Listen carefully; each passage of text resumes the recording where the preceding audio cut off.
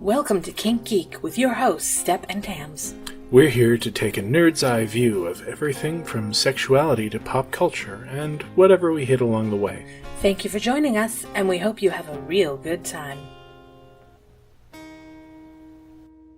Hello, and actually, can we not do an episode this week? Because Desert Bus just started, and I kind of want to just sit and watch. No. I'm sorry, I've got lots to talk about, so too bad for you. That's fair.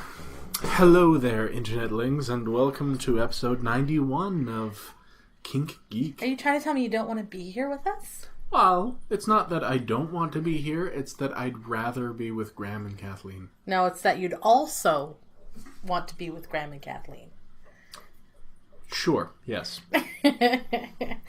So how are you doing, Step, besides yearning to go sit and watch Desert Bus? It's Friday. It is Friday. That's why I've been drained today. It's just been, I don't know. It's, you know what? It's probably the fact that it's been so gray this week. Mm-hmm. And there were times where the sky was interesting, but mostly it was just gray skies. Mm. Although I did send you that picture of the amazing cloud formation today. Yeah, it looked really neat. But yeah. Yeah, today for me was okay. Last night was rough. I woke up, I had a headache on and off yesterday. Me too. The low clouds, I think. Mm-hmm. And then I woke up at 1 o'clock after falling asleep really well. And then I woke up and I had such a headache. So an Advil, Tylenol, and cold cloth later. Finally went back to sleep and had all sorts of nightmares. Yeah, you still have to tell me about that dream you had. I will do so after the podcast. Yeah, it was a one. Not the first one that I had that was about bees and President Trump and bees, and I kept hitting him with my shoe to kill the bees. It was really bizarre. It sounds like a Super Nintendo game villain. No, like he opens you have his to jacket. hit them with the shoe so that the bees fall out or whatever. Yeah. So we also have other interesting stuff going on in the house. So I don't know if you heard that meow that was just awkward and loud, but it wasn't Salem. No, we are babysitting for our old roommate because of things. And so we have Nietzsche and Enigma back for a bit. Probably a week, maybe a week and a half, we'll see. Yeah, so it was quite amusing. We brought them over, and Nietzsche sat on Step's lap and looked out the window. Mm-hmm. And she went in the back window a little bit, but mostly on your lap. And Enigma sat in the back, in the window, and hissed. Yeah, we brought them over without carriers or anything, just loose in the car. And that is Salem. Hello. It is Salem. Well, that's Salem now. Yeah, so it was an interesting trip. Mm-hmm. And then they walked in, and Enigma walked up to Salem and was like, "Dude, how's it going?" And that was as nice as he was for the rest of the night. He spent the whole night hissing at him and telling him how unhappy he was with the situation. And this isn't anywhere that he's ever seen before. No, but at least he's used to us and used to the smells and the furniture. So by the next morning, I have pictures of he and Enigma snuggling on the bed together. Aww. Yeah. He's happy to have his friend visiting. Mm-hmm. And Nietzsche has decided that people are good, so she'll snuggle with people. And there's Salem. Hey, buddy. Oh, okay. So there is also other interesting things going on in our magic lives. Oh, yeah. We had a detailed conversation on the Knowledge Pool this week about the unset that's coming out. And how to put it briefly. Sets in Magic are like, they're parodies. Yeah, that's good. Spoofing the Magic game from the inside because they're official releases from like Wizards, the company that puts it out. But it looks like so much fun. I'm gonna enjoy it when it comes out. Like, for example, there isn't, but there could be a card that said, whenever you cast a creature from your hand, if you make your opponent a cheese sandwich, put 3+1/+1 counters on your creature. That would be completely at home with the set. I would call it the Cheese Baron. That'd be amazing. I should work for Wizards. So, yeah. So this is really exciting, and we're getting all of the spoilers and getting to see little hints of what the set's going to be like. Oh, most of the set is going to be out by by this time next week. It's going to be completely spoiled. Yeah. Which is exciting. So if you're interested in hearing more about it, you can go check out our podcast on our other channel, because we go kind of in depth and we have a really fun time excitedly talking about what's to come. Well, we do. Laura sort of sits there rolling her eyes at me. Well, she's more into the competitive kind of stuff, but I'm very much looking forward. So what else is going on? Oh, we're leaving tomorrow. We are? We are. Where are we going? We're going to see my folks. We're going to help them with some house projects that they've been wanting to get to for 2 or 3 years and have not been able to. First I've heard of it. What? Don't say that to me. That was mean, everyone. That was super mean, because that's the whole reason we're going, is because he offered to help. And now I'm like, what do you mean? And Laura even has offered to help. So she's coming up with us. So that's going to be fun. And Ethan and my other nephew also just had their birthdays. So I've baked a birthday cake. And it's my mom's birthday on the 22nd. So we're going to bring up birthday cake and birthday goodies. November the 22nd? Yup. Okay. So it's going to be exciting. It's going to be a short visit, but I'm going to learn how to properly thread my sewing machine so I can start making things, which is very exciting. And mending things, hopefully. Well, yes, mending things too, but making things is what I'm super excited about. So, okay. Yeah. So that's the big excitement, I guess. Oh, and I got paid for my first week of my new job. Holland Flyers. Which was half a pay, but it was still good. Yeah. Oh, it's so much physical work. Holy Hannah. But I feel like I'm getting tougher. A little more badass. Lugging heavy bags of flyers. Of newsprint? Yes. But it's good. I'm enjoying the feeling of doing something.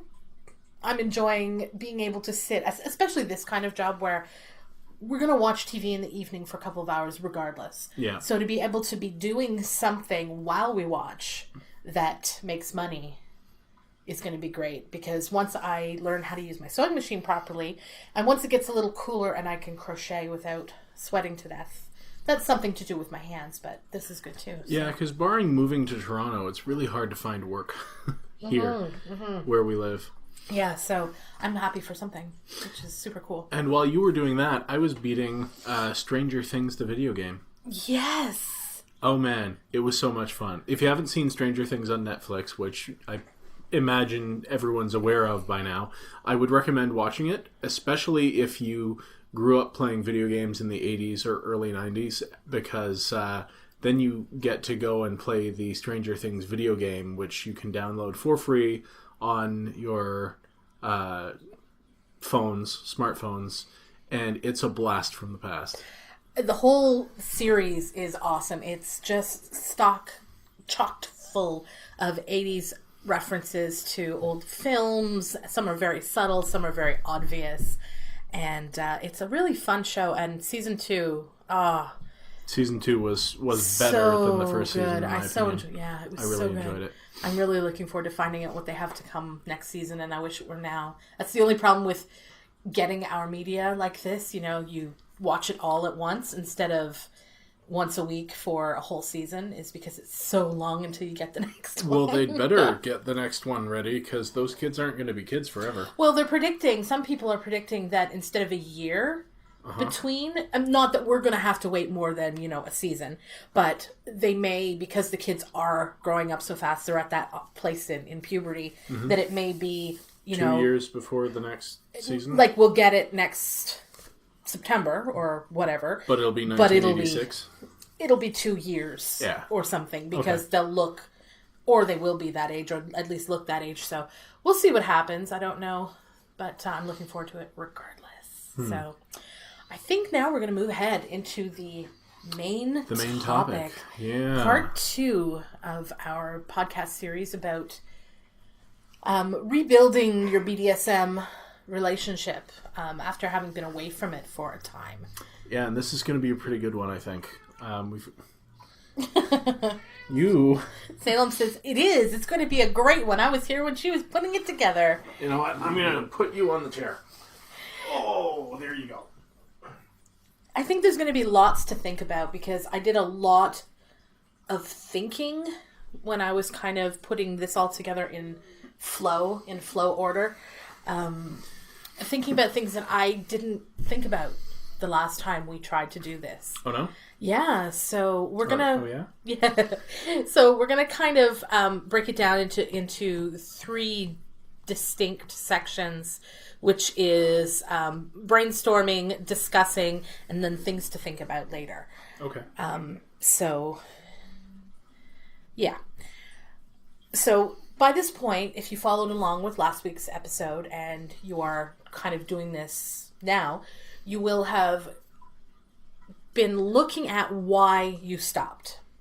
What got in the way, or, what were the factors that caused your hiccup? Be they internal or external? Or be they a decision that you were like, you know what, we need to put this on hold, or whether it just kind of faded away or whatnot. So, and if you haven't listened to that episode and you're curious, you can go back and check out last week's episode where we go in deep into some of the stuff that can cause this and what to do. So now you've kind of figured it out and you've decided, both of you or all 3 of you or however your relationships work, that, yeah, this is something we want to get back to, we want to do again. So the first place you really should start is you need to do a brainstorming session on your own.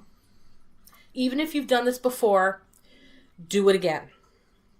And my advice is to start by each person going apart and daydream first what you think your perfect scenario is.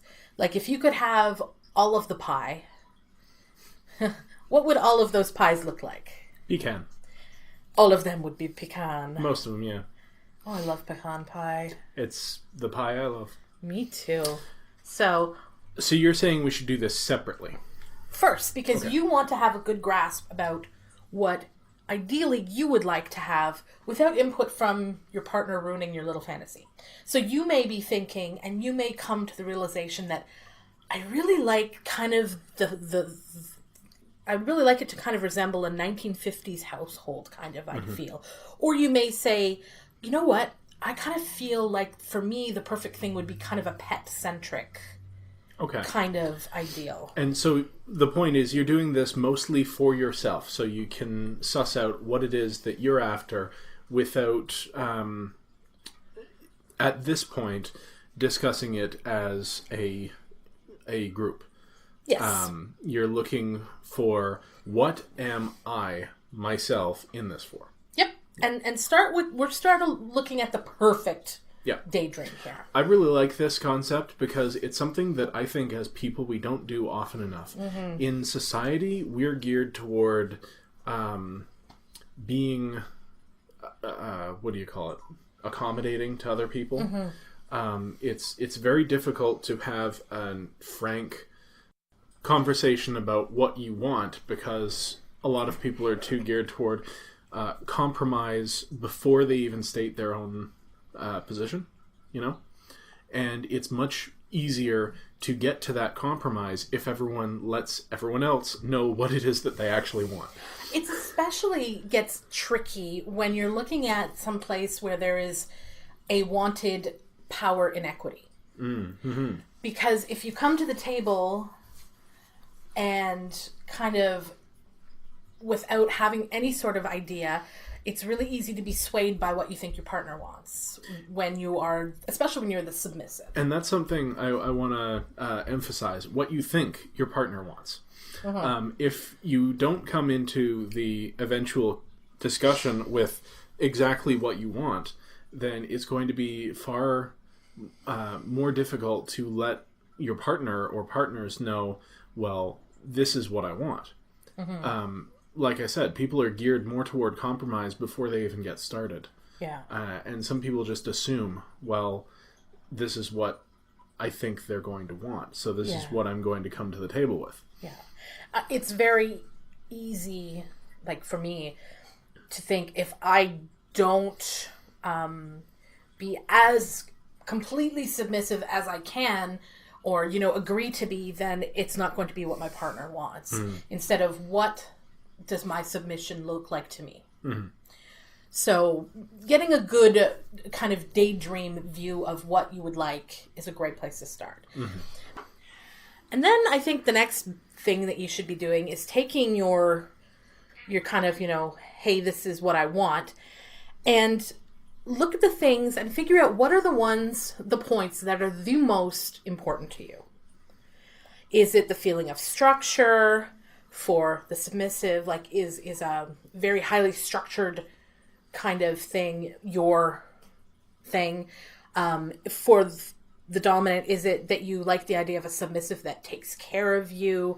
Find the points that really are the most important and set them down. So now you have an overview of everything you'd like, and then you have the things that are kind of really the core and the most important part. And this is still on your own when you're planning out how your dream scenario would be. Exactly. Then again, look back at your list and think, what are the things that I could do without?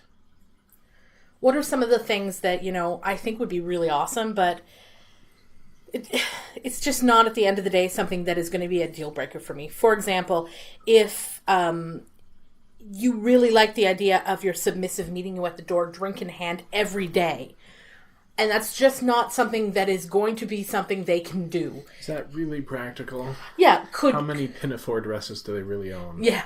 But is this something that instead you could do once a week or once a month or something? So looking at the things that you can either modify or that you could just be willing to live without is really important, so that you're going to have room to negotiate, because that's what you're going to be doing, is negotiating. So the idea is to create something similar to your hard or soft limits, essentially. Interesting. Right? So there are things that you must have to be happy within this type of lifestyle. So we're talking about hard and soft values. Okay. Like, there are certain things that some people just, that is what this all means to me. This is what I need from it. Like, for example, as much as I hate pain, I enjoy the pain play. And that's an important component to me. But if you were like, I just can't do that, I'm sorry, then that might be something that I would find difficult. So these kinds of things you kind of have to have a look at. Are you seriously sitting across from me with a sock on your hand like a puppet? I don't know what you're talking about. I'm glad this is a serious podcast. This is not a medical podcast. This is not a medical podcast. He's been ridiculous since he got home, and it's not getting any better. Hockey deferred here. Moving on. So, do you agree with me so far? I do. I think it's an interesting corollary to the BDSM discussion in a scene. It's almost like when you're discussing how you want a scene with a person, you talk about what you're interested in and where the boundaries are, especially the hard and soft limits for each person individually. But when you get more into the 24/7 dynamic, you need to think about that in the long term. So that's where scenarios like scenes don't really cut the whole breadth of the experience. You need to get into what's the tone of the relationship going to be as a whole. Yeah. So after all of this prep work is done, and it seems like a lot of work, and you're probably like, screw it, we'll just email each other and be like, hey, I want to do this. Yeah, I want to do this too. But honestly, the making it work is really dependent on how much work you put into it. Some people may luck out and they fall into things because they naturally align really well. But we're assuming that you're coming from a place of the organic 24/7 dynamic has been interrupted. So things don't just work organically. You're going to have to put the work into it. Mm-hmm. Very much so. Okay, so we've had our time apart to decide what it is that we actually want and communicate that to ourselves. Yes. Now it's time to come together. Yep.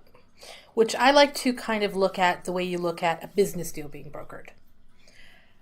For me, if there's a power imbalance between the parties involved, for me specifically, it makes it very difficult for me to be able to clearly express and feel like I can be quote-unquote self-serving in expressing what it is I want out of a relationship. Because if I'm in a submissive headspace, I'm more prone to just do or agree to what I think you're going to want. Okay. So not everyone may feel that way. You may feel fine with doing things, but my thinking is you already have taken the BDSM, the DS out of your relationship. That's why you're here. So why would you put it in before you're ready to put it in? You know what I mean? You're being rude. I'm not. So I like where you're coming from here. Even in business negotiations, when there is a power imbalance between two parties, they come to the table as equals to discuss. And actually, curious analogy here. What would you think of including a mediator in that discussion? If the parties involved are good with it, I would say, yeah, I would have no problem with it. Like having an extra set of ears, because there's oftentimes a difference between intended, what you intend to say and what you actually say. So having somebody there to say, so by this do you mean, without emotion involved, sometimes I think that's really helpful. This is one of those things that I enjoy doing for other people, and one of the reasons that I would love personally to get like a therapist license, a license to practice, because we're not talking about disputes. Like there's no dispute between the two parties, but a negotiation between two people with a communal interest can be facilitated by someone who just knows the corners, the angles, knows how to communicate in the language of what's going on. Yep, I think that could be very, very helpful. And if it's something you're comfortable with, then... And if you know someone who's got the expertise. But a lot of us don't have that. So coming together just as a unit to explore how your relationship is going to work is perfectly viable. Just one-on-one. But if you are going to use a mediator, my advice would be not to have it be another partner or somebody that is partnered with one of your partners, because it's too easy to imply intent that isn't there. So a mutual friend or something like that would be far better. Or a BDSM professional. Yeah, absolutely. So I think the most important thing to remember as you get started talking is to be honest with yourself. If you let yourself get caught up in the fantasy, because it's very exciting to be ready to jump back into this stuff again, especially if you've been missing it for a long time. It is easy to get that little glimmer of what NRE was, new relationship energy was, because you're really trying to revitalize an aspect of your relationship, and so even the thought of doing so will kind of make that happen. And it's just as easy to get caught up in not only the new relationship energy aspect, but also all of those reasons that the BDSM was taken out of the relationship. So there's going to be conflicting feelings on both sides, even if you're both on the same page. You know? And it's really easy to agree to things that you don't necessarily feel comfortable with by thinking, oh, I can get used to that. I just really want to get going. I don't want to be hung up anymore. Or things that aren't even practical. Yeah, you're setting yourself up for failure when you do that kind of thing. So if you've start looking at what your hard and soft limits, so to speak, are. Sometimes the hardest part is the gray areas in between. Mm-hmm. There are going to be things that you're both like, yep, that sounds great. And there are going to be things that are like, you know what? Here are my things that have to be in. But there's going to be stuff in the middle where one or both at different times may be like, I don't know about that. It sounds like maybe. And these are the things that, again, if you're super excited, it's really easy to just be like, oh, we'll figure it out later. But instead, put them on a sheet and make them like soft limits. I like to think of that as edge play, no matter what it is. Technically, edge play are things that are around the edges of safe, sane, and consensual, like things that are not necessarily safe, but within your relationship dynamic, you can slot any of those things that one or another of you, it's creeping up on your soft limits, but not over the line. Just put that in the edge play column and consider that for when you're feeling confident, you know? Once things have been going well for a long time, or for a while, and it's something that you might want to add. Like, here's an example. If your partner is interested in a 1950s kind of style household, and you're okay with most stuff, but like, let's say that one of the things that they'd love to do is have a dinner party in which you acted like a 1950s housewife. Now that could be fun. For us, sure. And there's going to be people that are like, oh, okay, that's kind of exciting, and I can do it around the house when it's just you and I, but pulling other people into it, that kind of freaks me out. So if that's something that, is brought up, instead of saying no to everything, it, is something that you can take and say, okay, so when we're home alone, here's the stuff that I think would work well. That particular thing is not something right now I'm comfortable saying yes to. Let's just put it on another list and look at it 2 months from now. So it's always going to be about compromise, but it's a lot easier to think of it that way, from those terms. So then what happens when you come to an impasse? It's hard. No matter what, it's always going to be hard. I think the first thing to do is to step aside. Both of you just step back and look at the item clearly. Because when you start getting emotional about things, it's easy to make things feel to be bigger than they actually are, and really look at the importance of this one item and see how important is it to you. If it is just fundamentally a core thing for you, then that's your answer. But sometimes, depending on, I've had times where I've thought something was core, and if I hadn't been worked up, it might have been something that I would have stepped back and said, okay, let's talk about this, and been like, you know what? No, it's okay. But because I start getting a little upset about it, then suddenly I also become a little stubborn. And, it works both ways. Yeah. So finding out exactly how important these items are is so important. Do you agree? Definitely. Finding out where the values are placed is crucial. So once you've kind of established whether or not this is deal breaker, and once everything has kind of calmed down, that's when you can kind of get back together and start talking again. Because the hard ones are always the ones that are going to have the most weight and the most emotion, and taking just a little step aside sometimes will make a huge difference.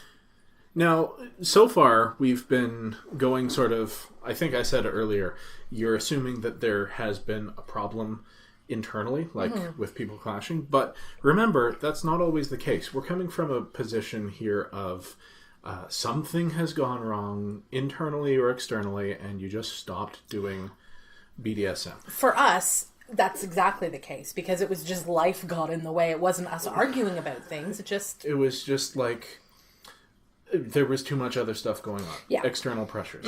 So while part of this conversation sounds sort of doom and gloom, there are also things that you might agree on, but still have struggles with how to implement or how to make sure that you keep them up. Because it's all good to come to the table and say, okay, we know communally what we want. We want this and we want this and we're all in agreement, yes.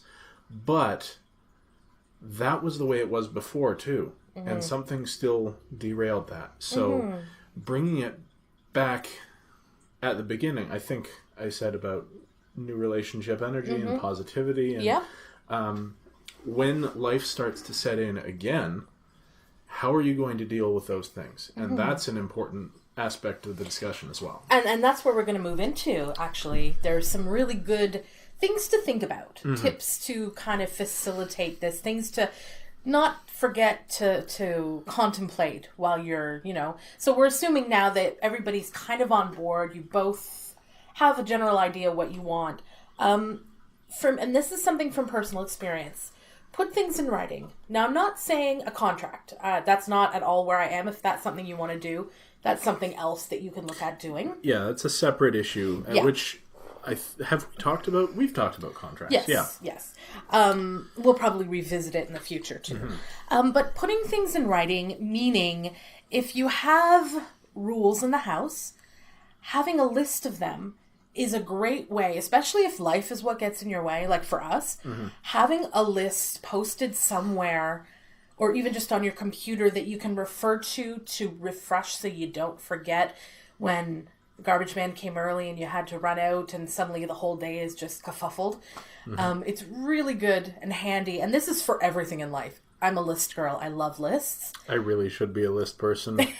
It would make my life so much easier. Yeah. So my advice is to write everything down. It would be. Yeah, of course it would. But no, seriously, when you have decided that, okay, here are the rules, here are the awesome things we're going to implement, make a list of them so that you both see them and we're like, okay, so this is what we're talking about. It also allows for clarity because when you see it written on paper, you're both seeing the same thing and it's a lot easier to see. You get what I mean. Yeah. One of the other things you can also make sure not to forget is you've got rules, you're going to have the other side of rules, which is what happens when you don't follow the rules. So deciding if there is going to be a punishment type part of your relationship is something you should also not forget to kind of look at. There has to be, in any structured situation, there have to be consequences for not following that structure. So it's hard for me to imagine a BDSM dynamic that doesn't include punishment of some description. Or I guess a dominant submissive dynamic. Now, maybe we've talked about before, I think it'd be a good future podcast, the difference between positive reinforcement, negative reinforcement, and punishment. But usually in BDSM, what you're talking about is punishment. Yeah, absolutely. So that's something as a unit within the relationship should be kind of talked about and decided in advance. That way there are no friendly surprises or whatever. That way everybody can live up to what it is they want to live up to. It just makes everything that much easier. Another thing that you should definitely think about, and we've discussed this before, I think we discussed this last week, is allowing for a space, like decide ahead of time, if there are problems, how you can get a head start on them. Like having a space in which you both can talk openly about anything good or bad, because it's not just talking about, okay, so you're not keeping me on my task, but it could be, and this is something we really do try to do even now, is saying things like, oh, you know that thing you did here? That was so helpful for me because that positive feedback to you allows you to continue on, to choose things that are really working for me. Tailor your program, so to speak. Yeah, it's about having that open communication, not only in negotiation, but in actual life. And some of the solutions you can talk about in the negotiation process, and some during the course of your relationship. I lost my train of thought again. But it's really important in the beginning, I think, at least, to make sure that there is an immediacy to everything that happens. In our relationship structure, one of the key things that happened to sort of derail things was we're really busy at the moment, we'll get to it later. Mentality. So if you find, like us, that that's a problem, you might want to, if, say, there's a rules infraction, a rule being broken, deal with it immediately, even if it's not convenient. And that can mean even if you're in public, you know? And now I don't mean, you know, spanking her right in the middle of the grocery store, but having a stern conversation immediately and saying, when we get home, this is going to happen, and then doing that. Not waiting until the end of the week when you have your weekly conversation, which, by the way, we're going to get to. Yeah. And it's so important for so many reasons that we could go on and on about. Well, you just said about positive reinforcement, or positive feedback. Well, in this case, a punishment is positive feedback. It lets me know that you are keeping up your end of things. And when you don't, it's almost like you're not... It's licensed to disobey, and that's not helpful. No, it's really not. No. And it's not helpful for me in my development. Right. So, yeah, it's pretty important. Here's another little thing that you should definitely think about before jumping in after you've had your conversation is you may choose to tackle your entire list that you've come up with all at once because it's so exciting. That's probably not the best idea. Yeah, you're probably better to break it into stages. So we're going to work on, these 3 things. Let's see for a week if we can make this a pattern. Yeah. And then build from it. Because it's exciting for the first few days. And then you get slammed with something else and it can be very difficult. You really need to get used to this kind of stuff. So any routine takes... Well, they say that it takes a month for something to become routine, but that depends entirely on the complexity of what you're doing. Absolutely, yeah. So the next little section is something that I think is really important to talk about, and it's something we didn't even take into consideration when we renegotiated, and I think it's part of a problem that we may have had before. Why it's taken us so long to get to this point. When you've been out of DS for a while, when BDSM is not a real part of your life as much as it had been, it has and will have effects on your life. So some of the things, like as a submissive, you may have gotten out of the habit of submitting. I mean, real life requires you to take charge of things to get things done. And it really gets you out of the submissive headspace. Like, you got to get up, you got to make sure you have your kids off to school, you've got to make sure those bills get paid, and did you call the water company? No, I'll do that later. Yeah, okay. All of these things can take you out of that headspace. We end up having to split up a lot of what we do to keep our lives running.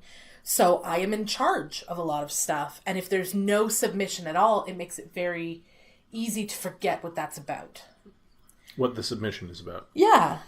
So what's the outcome of that? Taking it slow and getting used to it again. No, I mean, what was the outcome of not having that BDSM and having to take charge in certain aspects of your life? It can be very frustrating in some ways. You mean like She's giving me this look because I derailed her conversation from her notes and I'm making her think on the spot. No, I just want to make sure that I'm answering the question you're asking. So what you're asking is, how did I feel not having the submission in the relationship and having to do all of the quote-unquote dominant kind of in charge things? Some stuff I really I loved that fact because I'm so used to being a director that it's in my wheelhouse. I know it's getting done because I'm doing it. And in some ways it can make you feel very There's sad. There's a little bit of resentment because this isn't what we agreed to, even though it is life, and that's just the way it is. Mm-hmm. And it's hard, and it also can make you feel kind of pent up sometimes. Sometimes I get really obnoxious because I'm pent up, because I haven't had an expression of some of this stuff for a while, you know? Does that make sense? Well, you know what I think that's very familiar to a lot of people who discover BDSM and find that that's what they've been missing in life. Yeah, that's fair. That whole discovery aspect all over again. Yeah. But then when you move into, oh, this is what it is, there is a whole other thing to it. And there are things that you need to be aware of. You will probably have moments of resentment as you're getting back into and getting used to submitting. Now, I'm talking from the submissive side. And I'm sure the dominant will have their own things that are difficult, you know, having to switch back to taking more charge. I think that will vary more from dominant to dominant, whereas I see the submissive is when a person is used to dealing with their own, used to autonomy, they're going to feel that resentment when that autonomy is taken away, even if it's consensual. And that's what we found when we tried to re-implement BDSM. Yeah, absolutely. It's one of the things that I struggle with. I know I want to do this, but then it's really easy to feel resentment when you've been in charge of doing things for so long and then you get corrected. You know, I've just spent 12 hours busting my hump, getting all of this done, and you point out that this little thing is here and it should be someplace else. Really? And it's a normal thing. Or maybe you shouldn't have spent that 12 hours on everything, and maybe you should take it in stages. Yeah, well, there's that too. But that whole thing as a package is really going to be a little bit difficult to get back into, or it can be very difficult to get back into at first. And it's easy to have the mentality of what gives you the right to tell me what I should be doing, and the realization is, I did give you the right. So don't feel bad if you feel frustrated or resentful or sad at times. It doesn't mean you're not submissive. It doesn't mean you're not doing things right. It means you're adjusting to new situations. Emotional barriers take a lot longer to break down than to build up. Absolutely. And as the dominant, understand that this can be the case, and it's not a matter of I don't want to listen to you. It's a matter of I've forgotten how to listen to you. Yeah, a little bit of pushback is going to be natural. And as a dominant, I can say that feeling that pushback, it sometimes makes you want to throw up your hands and will say, well, fine then, you obviously don't want to this dynamic, but realize intellectually that's not the case. There's two battles being waged here. One is you and your partners against life, and that's pro BDSM, and then it's the emotional side against the mental, and that's the battle that is going to be hardest because it's every person for themselves. Absolutely. Yeah, it's a tough one. One of the other things you need to be aware of, and this is something I have been very guilty of, and so I will talk a little bit about my experience, overcompensation. And so what do I mean by that? Well, I am, and I know a lot of other submissives that I know are similar in personality type. I'm an overachiever. I'm a type A person. I want everything done right now. Everything needs to be where it's supposed to be. I want the gold star. I'm Lisa Simpson. I want the A+++++. And so if Steph says, do you know where my wallet is? I don't, but I jump up and I scurry off and I search until I find it. And then I'm like, here it is. Or, I think I'm going to need to do some laundry soon. Okay, and then I jump up and scurry and start doing the laundry.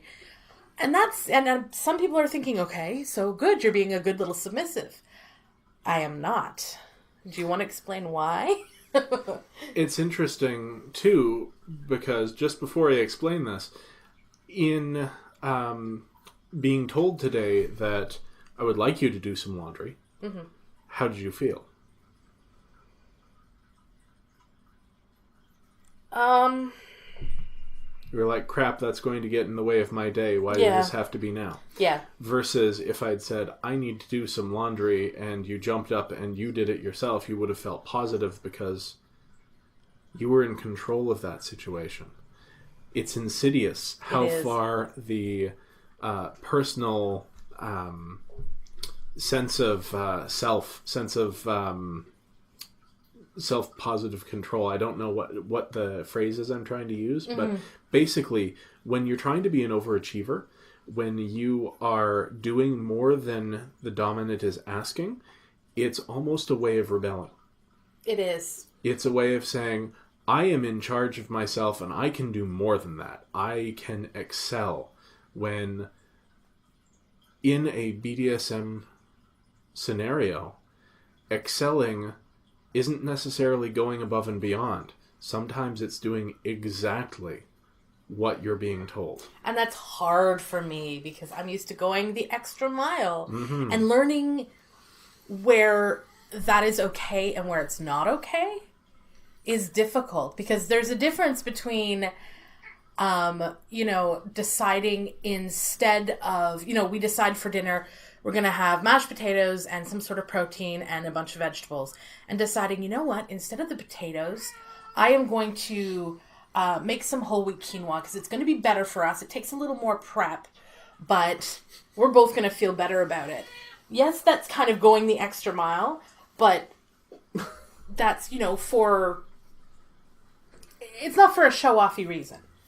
As opposed to you saying, hey, would you mind cleaning the bathroom, and me deciding to clean the entire house with a toothbrush. And I also, here's the other thing that you should think about, is Step and I have had problems in the past where, how is he supposed to be dominant? How is he supposed to give me things to do when I am always jumping all over and not giving him the opportunity to ask me to do things? Well, and I think going back to that bathroom example, I mean, doing what I ask and then doing more isn't necessarily a bad thing, but it's the not giving room to be asked or told. It's the things like, do you know when's the last time the bathroom has been cleaned, and then you going ahead and cleaning it, that's different. Yeah. And it's funny because for me anyway, that kind of falls into line with the way I was raised. Because the way my parents would impart things need to be done is, when was the last time you blah, blah, blah, blah, blah? That means get off your butt and do it right now. And I don't mean to be critical of your parents here, but that is almost kind of a fear-mongering mentality. It's not just strict, it's also using fear rather than authority. And I don't think they ever, that's definitely not how they meant it. No, it's a common practice in not one that's thought about, And what it's done, though, is when you say that, I jump because I don't want you to be upset that I haven't cleaned the bathroom, or it feels like a criticism, because that's what it is from where I come from. It's this has not been done. It needs to be done. Whereas, so when you say it, I think, oh my gosh, he's criticizing me. He's telling me I haven't done this in forever and it needs to be done right now. Oh no, I better jump. But criticism is sometimes a positive thing too. And to not give the dominant the room to criticize. Sometimes when I criticize you, you push back. Yeah, it's hard. And it's innate. Yeah, it's a type A personality thing because I need to be perfect. Yeah. And it's hard, and it's something I struggle with. I'm trying to get better at noticing it. I tried this week to more often when you asked me, do you know where this is? Answer the question instead of getting up and getting the thing. Or I asked you, do you want me to get you more French fries? Instead of just jumping up and doing it, you know, giving you the opportunity to ask or instruct. She makes these oven-baked French fries. They're amazing. Oh, they're so good. Made from whole potatoes, and it was so good. It really was. Sorry, that was dinner. And it was with fish, and it was healthy and delightful. So man, yeah. Anyway. Side note. So that's overcompensation. And it's one that I think is very, very common, extremely common. And it's something to talk to your dominant about. When it's a simple, so when you ask me to do this thing, should I just do this thing, or are you looking for me to look a little outside the box and see, it's something that has a place for discussion. And that'll vary from relationship to Absolutely. relationship, but that's where communication is important. So much so. So I think the last thing that I want to talk about is checking your expectations. And we've talked a little bit about this already, about new relationship energy or new BDSM energy. And it's so exciting to get back to it, but you need to realize that life happens and it's going to always happen and you're going to fall into the same patterns of behavior you did. So I think the best piece of advice we can offer is weekly meetings to touch base. Mm-hmm. Now, I just want to go back a step and say it's just because you fall into the same pattern doesn't mean that you've entirely failed. Oh, absolutely not. No way. It's going to happen. And that's why the struggle is worthwhile. You don't just flip a switch and decide, now we're going to do this, and you're suddenly able to do it. So the weekly check-in, I think, is essential when you're trying to get back into a pattern that you want. I mean, it's the same as being in any sort of support group for a pattern in your life that you don't want. You have to go and check in weekly and say, this is how things are going for me. So a relationship is not that dissimilar. So a lot of times in jobs, like the last job I had, we had a weekly meeting just to touch base with the staff and see how everybody was feeling, how everybody's doing, what are some of the problems that have arisen. I think that's one of the reasons that industries like the one I'm in are so unsuccessful on a whole, is that they don't have that sort of communication between managers and workers. To be honest, the last position that I held was in an insurance company, and I had an exceptionally amazing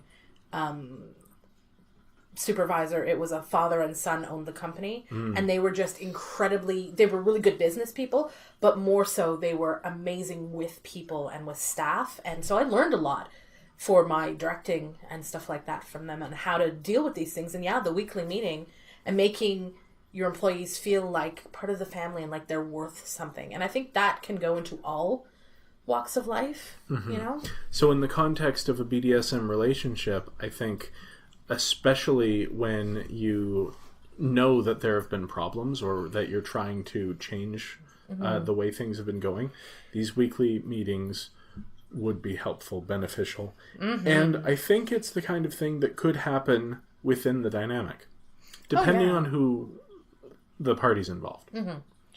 So hopefully we've given everybody stuff to think about. It should also be done, I think, one-on-one. If you are in a triad or a poly group, you can have a meeting between all parties, but you should also have meetings one-on-one between dominant and submissive to address individual specific issues. Oh, I'm so glad you said that, because that is just from past experiences with you and other things. It's so invaluable to be able to have that one-on-one where you're free to talk without worrying about other people's feelings or crap, you know? Yep. So that's really important. All right. Cool.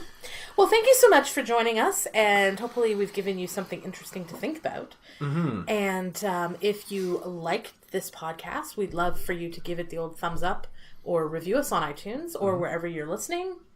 Also, check out our Patreon. That would be so great. Patreon.com/Kink Geek. Yes, if you want to support our podcast. For as little as $1 an episode, you could help make this podcast, this amazing, awesome, wonderful podcast, even better. Absolutely. Also, feel free to reach out to us anytime. We are on also all the big social medias. You can also email us or send us a message on FetLife or Facebook. Or check out the FetLife group, which you still have to add me to. Oh my goodness. I'm going to go do that right now. So until next week, thanks for listening. Bye-bye. Bye. Hey. Why are you looking at me so strangely? Why are you making those faces? He's being really weird. I guess this whole nonverbal thing doesn't work so well in radio. Not so much. Thank you for joining us this week. It's always a pleasure talking to you. Just a quick reminder that Kink Geek and everything we do is supported by you, our fantastic listeners, via our Patreon. Visit patreon.com and consider becoming a patron for access to all of our bonus content. See you next time.